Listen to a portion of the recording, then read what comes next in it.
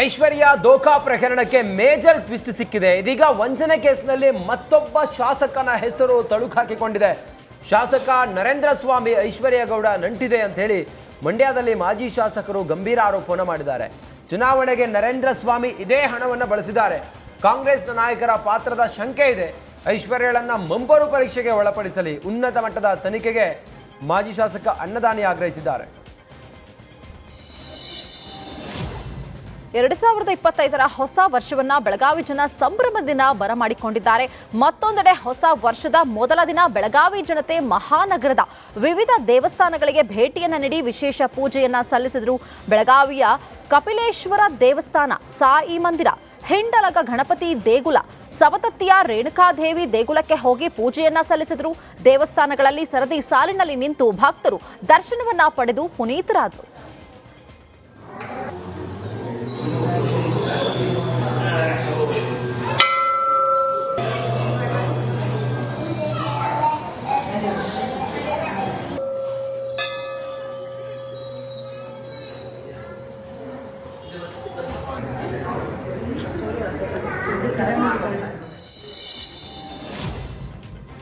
ಕೊಡಗಿನ ಯೋಧ ದಿವಿನ್ ಹುತಾತ್ಮರಾಗಿದ್ರು. ಕುಶಾಲನಗರದಲ್ಲಿ ಸಾರ್ವಜನಿಕರ ಅಂತಿಮ ದರ್ಶನಕ್ಕೆ ವ್ಯವಸ್ಥೆ ಮಾಡಲಾಗಿತ್ತು. ಇದೀಗ ಹುತಾತ್ಮ ಯೋಧನ ಪಾರ್ಥಿವ ಶರೀರವನ್ನ ಸೇನಾ ವಾಹನದಲ್ಲಿ ಹುಟ್ಟೂರಿಗೆ ತರಲಾಯಿತು. ಆಲೂರು ಸಿದ್ದಾಪುರ ಪಟ್ಟಣ ಬಂದ್ ಮಾಡಿ ಸಂತಾಪವನ್ನ ಸೂಚಿಸಲಾಯಿತು.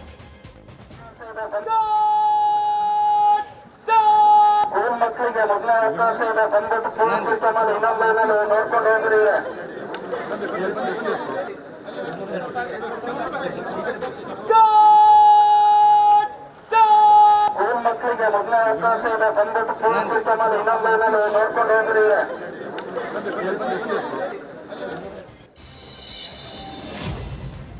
ಗುತ್ತಿಗೆದಾರ ಸಚಿನ್ ಪಾಟೀಲ್ ಆತ್ಮಹತ್ಯೆ ಕೇಸ್ ಬಿಜೆಪಿಗೆ ಮತ್ತೊಂದು ಅಸ್ತ್ರವಾಗಿದೆ. ಕಾಂಗ್ರೆಸ್ ನಾಯಕರ ವಿರುದ್ಧ ವಾಗ್ದಾಳಿ ನಡೆಸ್ತಾ ಇದ್ದ ಬಿಜೆಪಿಗೆ ಸಚಿವ ಡಾಕ್ಟರ್ ಶರಣಪ್ರಕಾಶ್ ಪಾಟೀಲ್ ಟಾಂಗ್ ಕೊಟ್ಟಿದ್ದಾರೆ.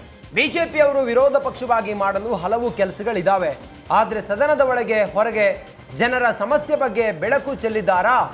ಸಾರ್ವಜನಿಕ ಹಿತಾಸಕ್ತಿ ಇಲ್ಲ ಇವರಿಗೆ. ಸೆಷನ್ ಮಾಡೋದು ಜನರನ್ನ ಕೆರಳಿಸುವ ಕೆಲಸ ಮಾಡ್ತಿದ್ದಾರೆ ಅಂತ ಹೇಳಿ ವಾಗ್ದಾಳಿ ನಡೆಸಿದ್ರು. ಬಿಜೆಪಿಯವರು ಆ್ಯಸ್ ಎನ್ ಅಪೋಸಿಷನ್ ಅವರು ಕನ್ಸ್ಟ್ರಕ್ಟಿವ್ ವರ್ಕ್ ಮಾಡೋಕ್ಕೆ ಅವರಿಗೆ ಸ್ಕೋಪ್ ಇದೆ. ಆದರೆ ನೀವು ನನಗೆ ಒಂದು ಇನ್ಸ್ಟೆನ್ಸ್ ತೋರಿಸಿ, ಎಲ್ಲಾದರೂ ಬಿ ಜೆ ಪಿ ಮುಖಂಡರು ಸದನದಲ್ಲಾಗಲಿ ಅಥವಾ ಸದನದ ಹೊರಗಡೆ ಆಗಲಿ ವಿರೋಧ ಪಕ್ಷದ ನಾಯಕರೇ ಆಗಿರ್ಬೋದು, ಬಿ ಜೆ ಪಿ ಅಧ್ಯಕ್ಷರೇ ಆಗಿರ್ಬೋದು, ಎಲ್ಲಾದರೂ ಸಾರ್ವಜನಿಕ ಹಿತಾಸಕ್ತಿ ಮಾತಾಡಿದಾರಾ? ಎಲ್ಲಾದರೂ ಡೆವಲಪ್ಮೆಂಟ್ ವಿಷಯ ಮಾತಾಡಿದಾರಾ? ಎಲ್ಲಾದರೂ ಜನರ ಸಮಸ್ಯೆ ಬಗ್ಗೆ ಎಲ್ಲಾದರೂ? ಹೊಸ ವರ್ಷದ ಹಿನ್ನೆಲೆ ಕೋಟೆ ಸೀತಾರಾಮಾಂಜನೇಯನ ದೇವಸ್ಥಾನದಲ್ಲಿ ದೇವರಿಗೆ ವಿಶೇಷ ಪೂಜೆಯನ್ನ ಸಲ್ಲಿಸಲಾಯಿತು. ಶಿವಮೊಗ್ಗದ ಕೋಟೆ ರಸ್ತೆಯಲ್ಲಿರುವಂತಹ ಕೋಟೆ ಸೀತಾರಾಮಾಂಜನೇಯ ದೇವಸ್ಥಾನಕ್ಕೆ ಇಂದು ಮುಂಜಾನೆಯಿಂದಲೇ ಭಕ್ತರು ಆಗಮಿಸಿ ದೇವರಿಗೆ ವಿಶೇಷ ಪೂಜೆಯನ್ನ ಸಲ್ಲಿಸಿದರು.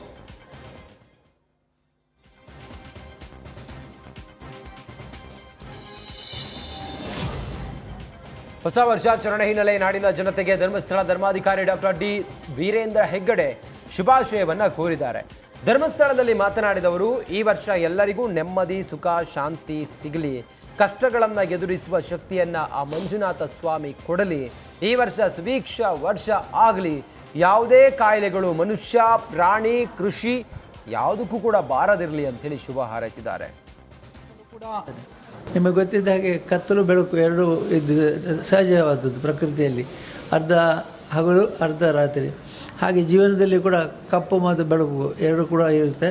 ಆದರೆ ನಮಗೆ ಯಾವಾಗಲೂ ಸುಖ ಇರಬೇಕು ಅನ್ನೋದೇ ನಮ್ಮ ಹಂಬಲ ಆಗಿರುತ್ತೆ. ಹಾಗಾಗಿ ದೇವರಲ್ಲಿ ಪ್ರಾರ್ಥಿಸೋದು ಏನು ಅಂತಂದರೆ, ಈ ವರ್ಷ ಸುಖವಾಗಿ ಆಗಲಿ, ನೆಮ್ಮದಿಯಿಂದ ಇರುವಂತಾಗಲಿ ಮತ್ತು ಎಲ್ಲರಿಗೂ. ಹೊಸ ವರ್ಷದ ಹಿನ್ನೆಲೆ ನಂದಿಗಿರಿಧಾಮಕ್ಕೆ ಪ್ರವಾಸಿಗರ ದಂಡೆ ಹರಿದು ಬಂದಿದೆ. ಮುಂಜಾನೆ 5 ಗಂಟೆಯಿಂದಲೇ ಪ್ರವಾಸಿಗರು ನಂದಿ ಬೆಟ್ಟಕ್ಕೆ ಆಗಮಿಸಿದ್ರು. ಚಿಕ್ಕಬಳ್ಳಾಪುರ ಪ್ರಸಿದ್ಧ ನಂದಿಗಿರಿಧಾಮದಲ್ಲಿ ರಾತ್ರಿ ನಿಷೇಧವನ್ನ ಹೇರಲಾಗಿತ್ತು. ಹೀಗಾಗಿ ಇಂದು ಬೆಳಿಗ್ಗೆಯಿಂದಲೇ ಪ್ರವಾಸಿಗರು ನಂದಿ ಬೆಟ್ಟಕ್ಕೆ ಆಗಮಿಸಿ ಪ್ರಕೃತಿ ಸೌಂದರ್ಯವನ್ನ ಸವಿದ್ರು.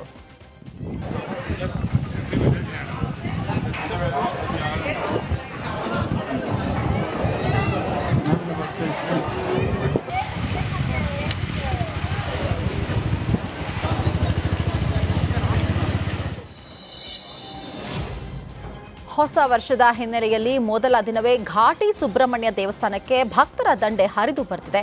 ದೊಡ್ಡಬಳ್ಳಾಪುರ ತಾಲೂಕಿನ ಶ್ರೀ ಕ್ಷೇತ್ರ ಘಾಟಿ ಸುಬ್ರಹ್ಮಣ್ಯ ದೇವಸ್ಥಾನಕ್ಕೆ ಬಂದ ಭಕ್ತರು ಸರತಿ ಸಾಲಿನಲ್ಲಿ ನಿಂತು ದೇವರ ದರ್ಶನವನ್ನ ಪಡೆದರು. ಇನ್ನು ಹೊಸ ವರ್ಷದ ಹಿನ್ನೆಲೆಯಲ್ಲಿ ದೇವರಿಗೆ ವಿಶೇಷ ಪೂಜೆಯನ್ನ ನಡೆಸಲಾಯಿತು. ಹೊಸ ವರ್ಷದ ಜೊತೆಗೆ ಬ್ರಹ್ಮ ರಥೋತ್ಸವಕ್ಕೆ ಇಂದಿನಿಂದ ಅರ್ಪಣೆಯನ್ನ ಕಾರಣದಕ್ಕೆ ಬೆಂಗಳೂರು, ಚಿಕ್ಕಬಳ್ಳಾಪುರ ಸೇರಿದಂತೆ ಎಲ್ಲೆಡೆಯಿಂದ ಹೆಚ್ಚಿನ ಸಂಖ್ಯೆಯಲ್ಲಿ ಭಕ್ತರು ಆಗಮಿಸ್ತಾ ಇದ್ದಾರೆ. ಈ ಹಿನ್ನೆಲೆ ದೇವಸ್ಥಾನದ ಮುಂದೆ ಟ್ರಾಫಿಕ್ ಜಾಮ್ ಉಂಟಾಗಿದೆ. ಇತ್ತೀಚಿನ ದಿನಗಳಲ್ಲಿ ಬ್ರಹ್ಮರಥೋತ್ಸವದ ಅಂಗವಾಗಿ ಸ್ವಾಮಿಯ ಕ್ಷೇತ್ರಕ್ಕೆ ಪ್ರತಿನಿತ್ಯವೂ ಸಹಸ್ರಾರು ಸಂಖ್ಯೆಯಲ್ಲಿ ಭಕ್ತಾದಿಗಳು ಬರ್ತಾ ಇದ್ದಾರೆ. ಹಾಗೂ 2024 ಮುಗಿದು ಈಗ ಹೊಸ ವರ್ಷಕ್ಕೆ ಕೂಡ ಕ್ಯಾಲೆಂಡರ್ ಹೊಸ ವರ್ಷಕ್ಕೆ ಕೂಡ ಕಾಲಿಡ್ತಾ ಇದ್ದೀವಿ. ಮತ್ತು ವಿಶೇಷ ಏನಪ್ಪ ಈ ದಿನ ಅಂತ ಹೇಳಿದ್ರೆ, ಸ್ವಾಮಿಯವರ ಬ್ರಹ್ಮರಥೋತ್ಸವದ ಅಂಗವಾಗಿ ಅಂದರೆ ಇದೇ ತಿಂಗಳು ಭಾನುವಾರ ದಿನ 5ನೇ ತಾರೀಕು ಅಯೋಧ್ಯೆಯಲ್ಲಿ ಎಲ್ಲಿ ನೋಡಿದ್ರೂ ಭಕ್ತರ ಮಹಾಪೂರವೇ ಹರಿದು ಬಂದಿದೆ. ನೂತನ ವರ್ಷದ ಹಿನ್ನೆಲೆ ಜನಜಂಗುಳಿ ಉಂಟಾಗಿದೆ. ಇವತ್ತು ರಾಮಲಲ್ಲನ ನೋಡೋದಕ್ಕೆ ಹನುಮನ ಗಡಿಯಲ್ಲಿ ಭಕ್ತರ ದಂಡು ಕಂಡು ಬಂತು. ಹಣೆಗೆ ಶ್ರೀರಾಮ ಎಂಬ ತಿಲಕವನ್ನ ಧರಿಸಿ ಹನುಮನ ದರ್ಶನವನ್ನ ಪಡೆದರು. ದೇಗುಲದ ಮುಂದೆ ಸರತಿ ಸಾಲಿನಲ್ಲಿ ನಿಂತ ಭಕ್ತರು ಹನುಮನಿಗೆ ವಿಶೇಷ ಪೂಜೆಯನ್ನ ಮಾಡಿದ್ರು. ಸಿಹಿ ಖಾದ್ಯಗಳು ಹಾಗೂ ಹೂಮಾಲೆಯನ್ನ ಅರ್ಪಿಸುವ ಮೂಲಕ ಹನುಮನ ಕೃಪೆಗೆ ಪಾತ್ರರಾದರು.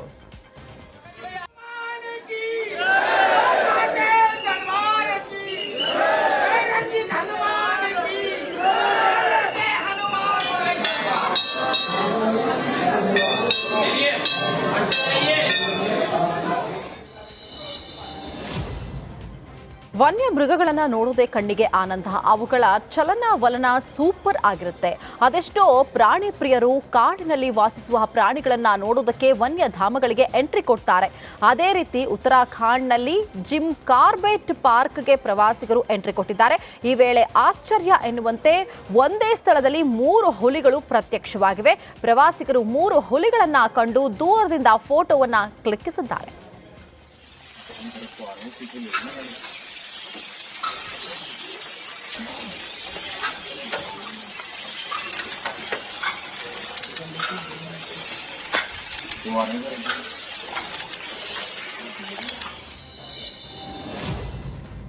ಚುಮು ಚುಮು ಚಳಿಯಲ್ಲಿ ಶಿಮ್ಲಾದಲ್ಲಿ ಐಸ್ ಸ್ಕೇಟಿಂಗ್ ಮಾಡಲಾಗಿದೆ. ಅದ್ಭುತವಾದ ಐಸ್ ಸ್ಕೇಟಿಂಗ್ನಲ್ಲಿ ಎಲ್ಲ ವಯಸ್ಸಿನ ಜನರು ಭಾಗಿಯಾಗಿ ಸಖತ್ ಎಂಜಾಯ್ ಮಾಡಿದರು.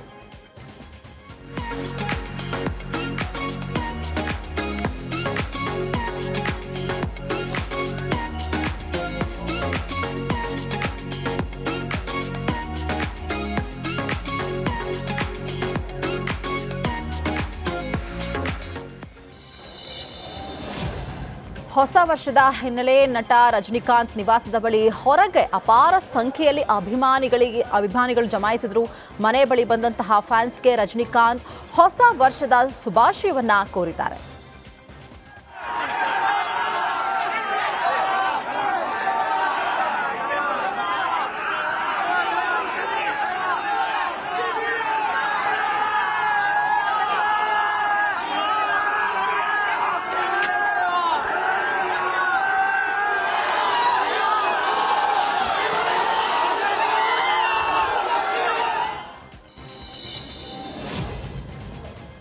ಎರಡು 2025 ಮೊದಲ ದಿನದಂದು ಕನಕದುರ್ಗ ದೇವಸ್ಥಾನಕ್ಕೆ ಸಾಗರೋಪಾದಿಯಲ್ಲಿ ಭಕ್ತರು ಆಗಮಿಸಿದ್ದಾರೆ. ದೇವರಿಗೆ ವಿಶೇಷ ಪೂಜೆಯನ್ನು ಸಲ್ಲಿಸಿ ಪ್ರಾರ್ಥನೆಯನ್ನು ಮಾಡಿದ್ದಾರೆ.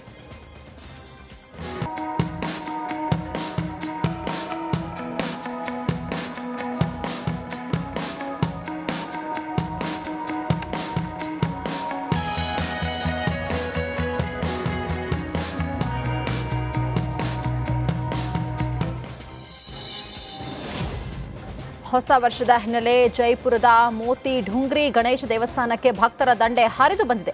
2025 ಮೊದಲ ದಿನವೇ ಸಾವಿರಾರು ಸಂಖ್ಯೆಯಲ್ಲಿ ಭಕ್ತರ ದೇವಸ್ಥಾನಕ್ಕೆ ಆಗಮಿಸಿ ದೇವರಿಗೆ ವಿಶೇಷ ಪೂಜೆಯನ್ನ ಸಲ್ಲಿಸಿದರು.